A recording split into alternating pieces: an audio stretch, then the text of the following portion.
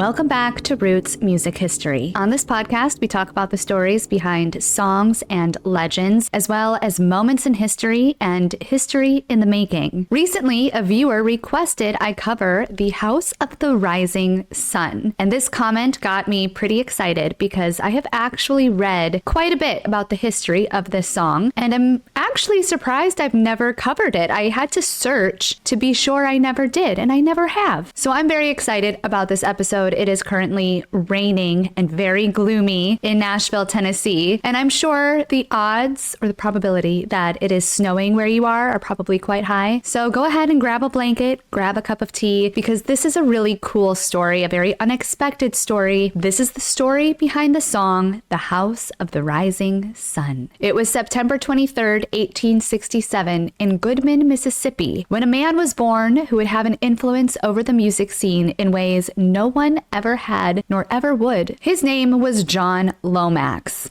No, I'm not talking about his son, Alan. Not yet, at least, if you know where the story's going. I want to talk about John Lomax Sr. because John Lomax was born in Goodman, Mississippi to James Avery Lomax and Susan Frances Lomax. Technically, there are three John Lomaxes. John Lomax Sr. had a senior named James. John Lomax Sr. is who I am going to refer to as Alan's father. John Lomax Sr., Alan's father, attended the University of Texas, and he became a registrar for the university in 1897. He ended up holding the position of registrar for about 6 years. It was in 1897 where he met a woman named Shirley Green. The two of them dated for about 4 years at the university, but Shirley just would not commit to John, and it always bothered him. Shirley ended up introducing John to one of her friends named Bess. In about 1902, she revealed to John the reason she was hesitant to commit to him was because she knew she was terminally ill with tuberculosis. 1 year after explaining this to John, it was 1903 when Shirley succumbed to her illness and passed away. Now, Bess and John were both overwhelmed with grief. Bess was Shirley's best friend. John had obviously been dating her for 4 years. And through this grief, Bess and John sparked a romance. In 1904, the two of them were officially married, and together they had a daughter in 1905 named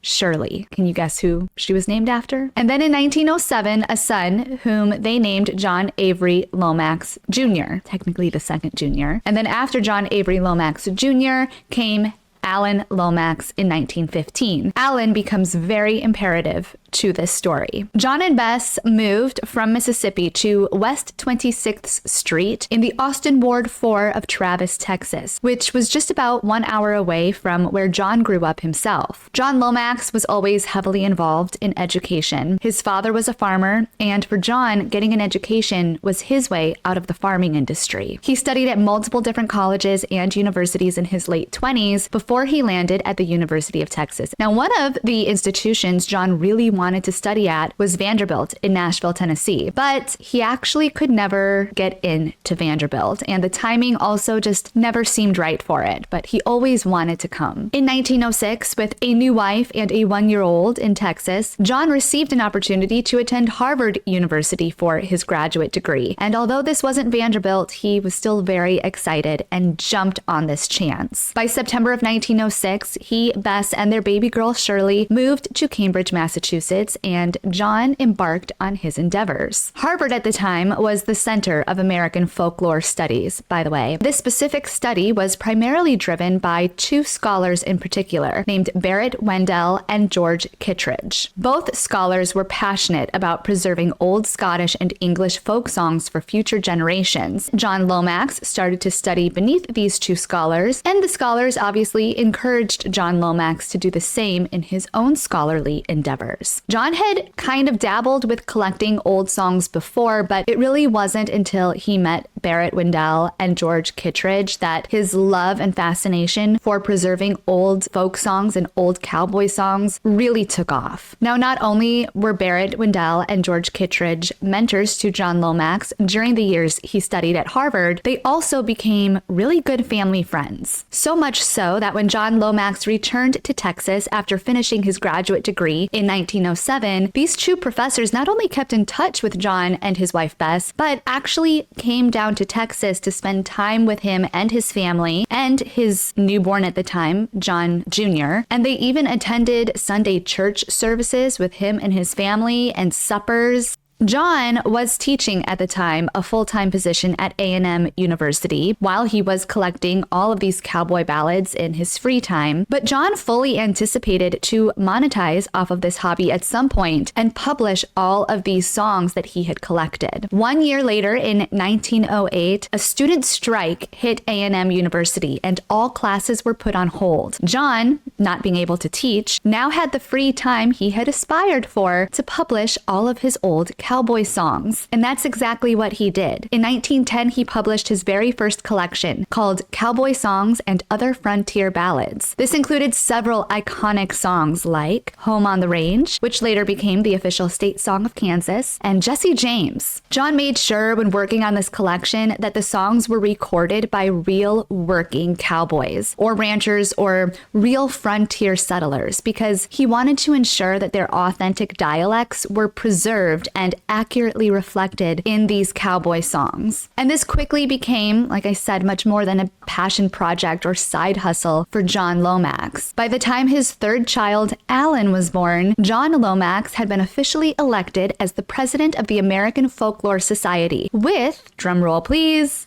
his old professor, George Kittredge, elected as the VP. By the time Alan was born, he had also already published multiple other collections and pieces of work, all in the name of preserving old folk and cowboy songs. Alan, being born in 1915, was born into the height of John Lomax folklore projects. And we're about to get to my favorite part of the story because it's just proof that everything happens for a reason, and even the most terrible circumstances in our life are truly proof of God working for the greater good. Because in 1917, John Lomax was very dramatically fired from the university. Now, his firing was purely political. He was fired amongst many other staff members, and this was all a result of a big fight between the governor at the time and the university president. John Lomax took his family and 2-year-old Alan at the time and decided to move to Chicago from Texas. He decided to go in a totally different direction and took a job selling bonds at a brokerage firm. He really only got this job because his other old friend and old professor, Barrett Wendell, ran that brokerage firm in Chicago and knew John was out of work and brought him in and gave him this job. Just a few months into this new position, the political tension and fight that caused all of those staff members to be fired, including John Lomax, ended up sorting itself out when the governor was impeached, and everyone who had been fired because of this issue was brought back on board and back onto the university payroll. But John was so grateful to Barrett Wendell for getting him this job in Chicago so quickly. He felt like it would just be inappropriate to leave after a few months and take his old job back. So he decided to stick it out in Chicago for 18 months, paying his dues to this brokerage firm. And it's a good thing he did, because during this time in Chicago, John Lomax met a very famous poet. You might have heard of him, Carl Sandburg. Carl Sandburg refers to John Lomax multiple times in his book American Songbag, which he says was heavily inspired by John Lomax's 1919 publication, Songs of the Cattle Trail and Cow Camp. Carl Sandburg was also a huge advocate for preserving and promoting old American folk songs, and he thought that John Lomax's work was, quote,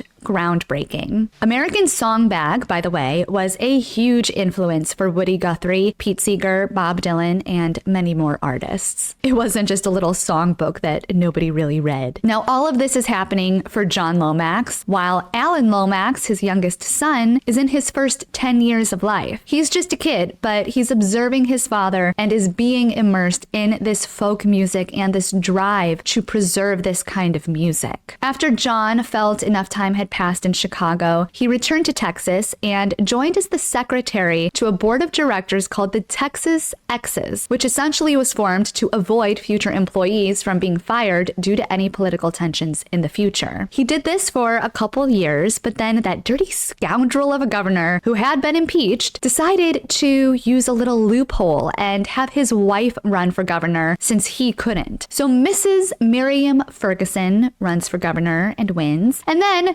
fires John Lomax and everybody else all over again. So after being fired twice, thanks to the Fergusons, John Lomax decided to go back into the finance industry, this time taking a job at the Republic Bank of Dallas in 1925. And obviously, this ended up being very poor timing due to the economic crash that would occur in 1929. Things really went downhill for John Lomax after 1929. Obviously, the crash took a really big toll on his personal investments, putting him into debt and making him unemployed. But then just 2 years after the 1929 crash, John's wife Bess tragically died at the age of 50. Alan was just 16 years old at the time. The combination of the crash, being in debt, being unemployed with 4 children, 2 of which are school-aged, and being widowed, threw John Lomax into a terrible depression. His oldest son, John Jr., encouraged his dad during this time to find joy again in music. They decided to go on a trip together, a road trip, if you will, where they would drive around and John Lomax would give speeches and lectures to small audiences throughout the country about the history and significance of folk and cowboy songs. He really had a passion for spreading the word on how important it was not just to continue to sing these songs, but to continue to tell the stories behind them. This was a topic he was incredibly passionate about and a topic that truly brought him what little joy he had left in this world. John Jr., Alan, and John Sr. were the 3 men who went on this road trip. John Jr. and Alan both switched off driving while their father would prepare his scripts and lectures in the passenger seats. To save money, they would never stay at a hotel or a motel, but would rather camp out on the side of the road. By June of 1932, they had driven all the way from Texas to New York City and decided to stop at the publishing company that had published John's 1919 collection, Songs of the Cattle Trail and Cow Camp, that piece of work that had been so inspirational to Carl Sandburg. This time, John wanted to publish something that would honor African American music specifically, and the publisher loved that idea. So their next stop on this adventure was to go to Washington, D.C. and visit the Library of Congress for research. Once arriving there, though, John and his sons were grossly disappointed by the archives that existed in the Library of Congress. And the Library of Congress knew and acknowledged that their phonograph recordings from previous fieldwork were not really up to par. The man responsible for obtaining these recordings admitted he only had a portable disc recorder at the time and didn't have the, quote, time nor the resources for significant field work. John immediately recognized an opportunity here. And mind you, even though he had been accepted by this publisher to do another piece of work, he was still in debt and still without a job. So he had the time, just not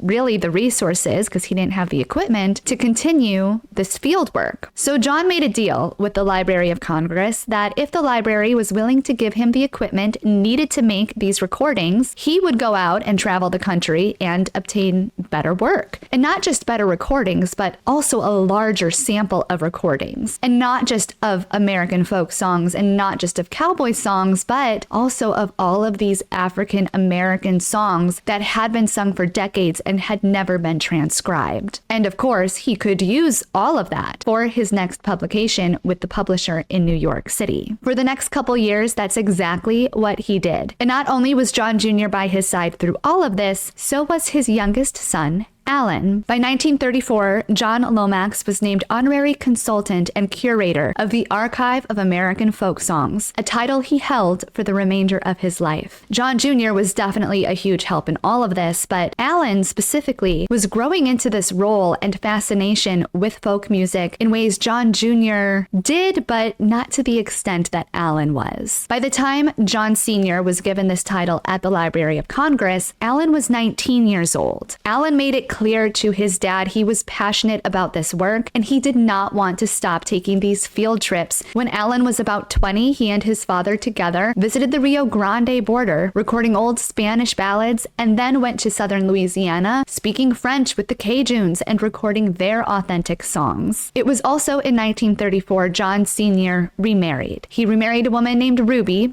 who was a professor of classics, very fittingly. 1934 was kind of a big year. This was also a year year where Allen recorded 3 very famous songs. One actually was technically in 1933. Black Betty was recorded in 1933. Later, of course, made famous by Ram Jam in 1977, but it was actually originally recorded by Alan Lomax in a Texas prison. And then in 1934, 2 other songs were recorded by Allen, Rock Island Line and Goodnight Irene. Oh, he also recorded Midnight Special, which, other than House of the Rising Sun, was arguably one of his most famous songs. That song was later covered by Creedence Clearwater Revival, Van Morrison, and Johnny Cash. By the end of 1934, the entire Lomax family was involved in music in some way or another. But Allen, like I said, was the one who accompanied his father on these field trips and seemed to be the most passionate about specifically archiving folk songs. Allen became so heavily involved that he officially made the Library of Congress payroll himself from 1937 to 1942. Now, I've read that his official title was assistant in charge next to his father, but I have also found several newspaper clippings that refer to him as the, quote, head archivist, which could be more accurate. It was in the same year Allen officially joined the Library of Congress payroll. He overheard a song that would catapult within the music industry for decades to come. He was on a trip with his father in Middlesboro, Kentucky, when he overheard a young 16-year-old singing an old folk song she'd likely just learned or heard from her elders. A song that, like many other folk ballads, was traditional to her region and likely had its roots in an old Scottish ballad. Allen was captivated by this little 16-year-old singing. This likely was not the first time Allen had heard the song himself. In 1933, Clarence Ashley and Gwen Foster recorded Rising Sun Blues, which was essentially the exact same song, one of the earliest versions of House of the Rising Sun. In New Orleans, they call her rising sun. And then in 1934, the Callahan brothers released a version titled Rounder's Luck, but again, it was essentially this song. The only thing that a rounder wants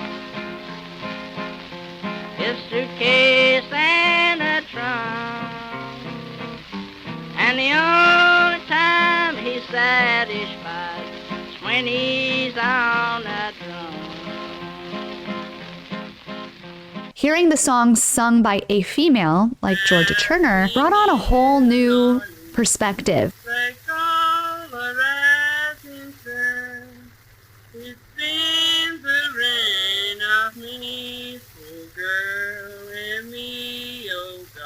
Hearing the song sung by a young female had people wondering if the song was actually about the downfall of a woman who possibly found herself in a brothel lifestyle in New Orleans, or a woman's prison, or a gambling house. So Allen recorded this version by Georgia Turner, but he also recorded another version around the exact same time, a version by a man named Bert Martin. Bert Martin was another folk singer in Kentucky, and hearing it from a man's perspective right next to George's version opens up this whole Pandora's box of possibilities of what this song means. For generations, people have interpreted the song differently, which really just speaks to its mystique. What's fascinating about this song is that it actually wasn't published by Allen right away. It was archived right away because obviously he had a job and a contract with the Library of Congress, and part of that meant he had to send his recordings back to the Library of Congress pretty much as soon as he got them. But he didn't actually formally publish this song until 1941. In fact, you'd think he had forgotten about this recording entirely. He very well may have. After recording it, he just went on with his trip and seemed to just go on with other songs. Roy Acuff, however, noticed something special in the song right away. There is a house in New Orleans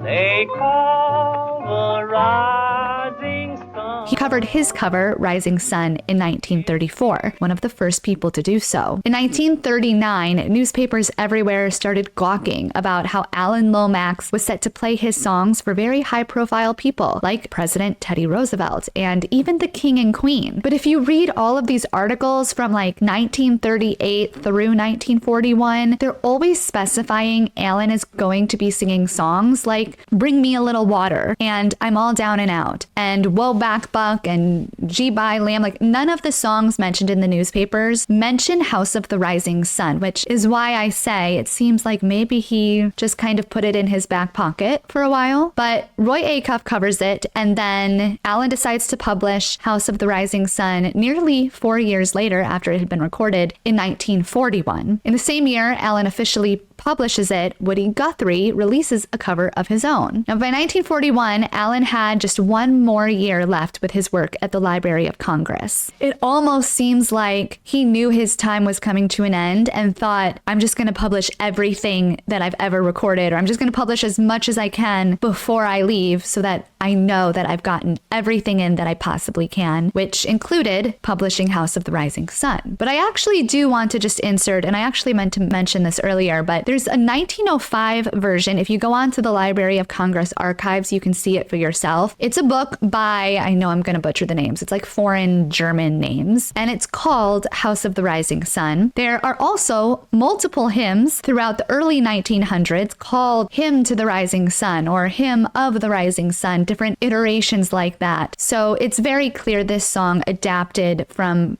earlier versions, likely, as mentioned, old 16th, 17th century, even Scottish ballads. In 1941, Alan publishes Georgia Turner's rendition of House of the Rising Sun in his book, Our Singing Country. And this publication was co-authored by his father, John. Another key individual in this project was a woman named Ruth Crawford Seeger. She helped transcribe many of the songs and arrange the instrumentals. Ruth Seeger was one of the first female musicologists to work extensively in American folk music, and she was also married to a man named Charles Seeger, who was also a musicologist and a composer, and who had a son named Pete, making Ruth Seeger Pete Seeger's stepmother. To put things in perspective, Pete Seeger was 2 years older than Alan Lomax at the time, so it's probable Ruth and Alan's father John knew each other well, and Alan and Pete met through their parents' friendship and their parents' connection. Throughout Alan's time working with these archives and doing this field work, he was also working very closely with concert organizers in New York and elsewhere, bringing folk music to big stages. One of these concerts included the stage debut of Pete Seeger. Alan left the Library of Congress the following year in 1942, and he went to work for the Office of War Information and the Armed Forces Radio Service during the war. His role was to produce folk music and programming to lift the spirits of the militia and American citizens during this difficult time. One of his programs was called The Martins and the Coys, which was a radio play that featured Woody Guthrie, Burl Ives, and Pete Seeger. He and Pete remained really good friends, which ultimately led Alan actually into some very uncomfortable circumstances, especially when his association with far-left organizations and connection with Seeger, who was a suspected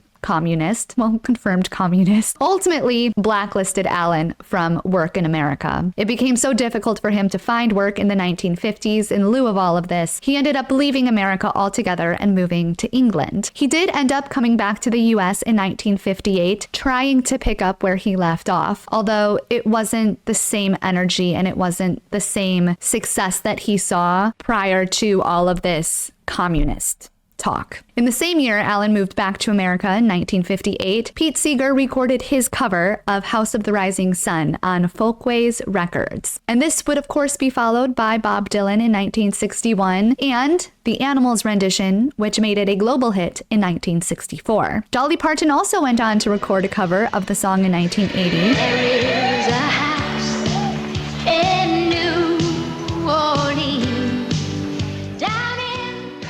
And I would be curious to know if anyone prefers Dolly's version over the others of this specific ditty. I have a whole Roots documentary, by the way, on Dolly Parton and her song, I Will Always Love You. If you are curious of the full story behind that song, you can go ahead and click for that episode in the corner or in the description down below. But despite who covers this song, House of the Rising Sun, it seems to have made an indelible mark on music history. It's one of the few songs that evolved from a simple folk ballad to an all-out rock rock and roll classic. Its haunting melody and mysterious lyrics have been reinterpreted by almost every genre musician, from blues to folk to rock. The song is absolutely a testament to music's ability to tell stories of hardship, redemption, and to touch on the human experience so universally. I personally can't wait to see what the future holds for the House of the Rising Sun, and the next time you hear the song House of the Rising Sun by the Animals, or anyone else for that matter, I hope you remember the Lomax family and their passion for not only preserving these songs, but preserving the stories behind them. If you like this type of content, please don't forget to hit the subscribe button and give the video a thumbs up. You have no idea how much it helps just to have one extra subscriber and one extra thumbs up. You also have the option to give me a super thanks. A super thanks is a button at the bottom of the play bar that allows you to donate any amount of money that you would like to the channel, and your donations really are imperative to the production and the research that goes into these episodes. I also like to joke that you can directly help me with the research of these episodes by buying me a coffee. My Buy Me a Coffee link is in the description down below as well, and I joke that it is a direct help to the research because it caffeinates me. I am so forever grateful to anyone who has donated in any way to this channel, and of course, I will see you on the next Roots documentary. Oh, and thank you to the person who requested this song, because you got me really excited, and I hope you enjoyed the story as much as I do. Hungry for the road all my life, thirsty for adventure all my youth, chasing all my freedoms down Liberty Avenue.